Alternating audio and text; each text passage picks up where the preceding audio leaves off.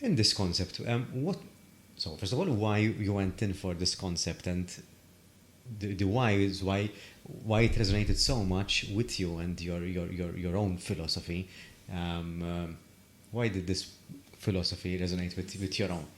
I think the biggest drive is that um, we tend to focus more on the child, like giving tools for the child to become much more confident. For instance, in anything I mentioned, there's no right and no wrong.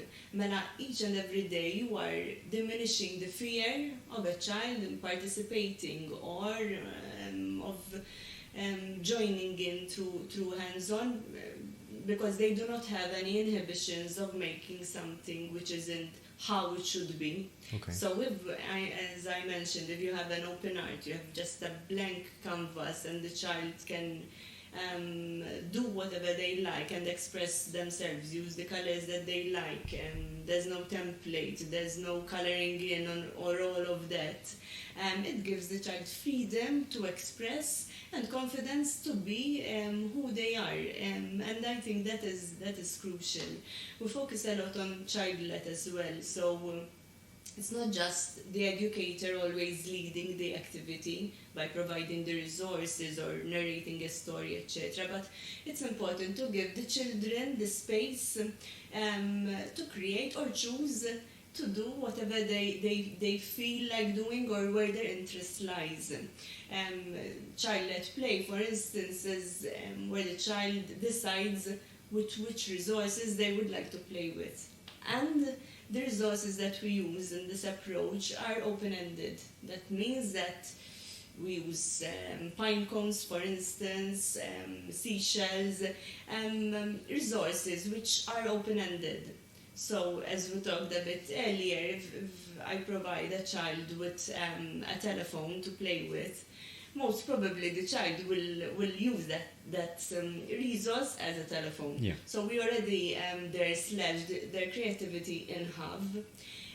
On the other hand, if I provided a pine cone, that pine cone can be a brush, it can be a cell phone, it can be, I don't know, anything which the child, like their imagination has no limit over there then. So I think giving them the freedom and the space to discover their interests and their true selves, even from such a young age, without any fear of what is supposed to be like, I think that is the biggest drive that it gives me. That, and paired with the calming atmosphere. I am...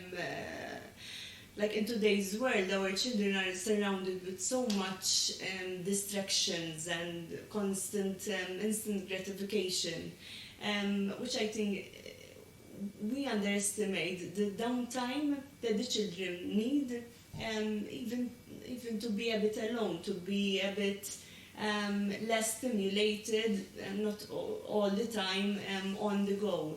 And I think that is crucial. We reach that through a number of things. As I mentioned, the kind of music that we play plays a big part. The colors that we use throughout the center, so we go for natural looking colors for a reason. The kind of lighting that we use also portrays a more calming atmosphere. The resources. So since we move away from plastic, even when the children are playing and they're playing with natural resources, the sound, the noise level is completely different from the usual commercial toys. So yes, I think the detail. I'm a person which... Devils is in the detail, they say. Exactly, yes. Yes. But you mentioned very important concepts, just freedom, self-expression, and at the center, self-growth in itself.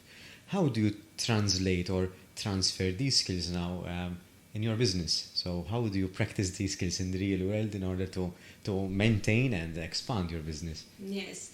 I think creativity in any brand or any business and innovation is crucial, because I believe there are two phases to a business or a startup to be successful, one of which is that you need to provide a kind of solution So there is a demand and you're providing the solution.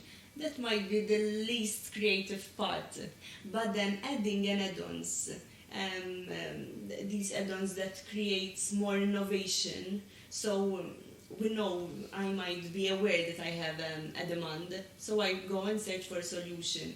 But with the innovation and creativity, then I'm offering you something which is ultra of what you thought might be your need.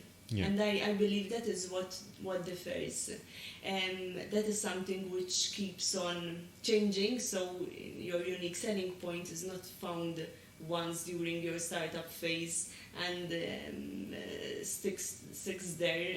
To be fair, it keeps evolving. It keeps evolving with time, with the market, with new studies in our case, because education keeps on evolving and the approaches that we use. Generations, so new children and different generations, they tend to have different needs as well. So I think combining those two phases and keeping yourself well informed and evolving is crucial in my opinion.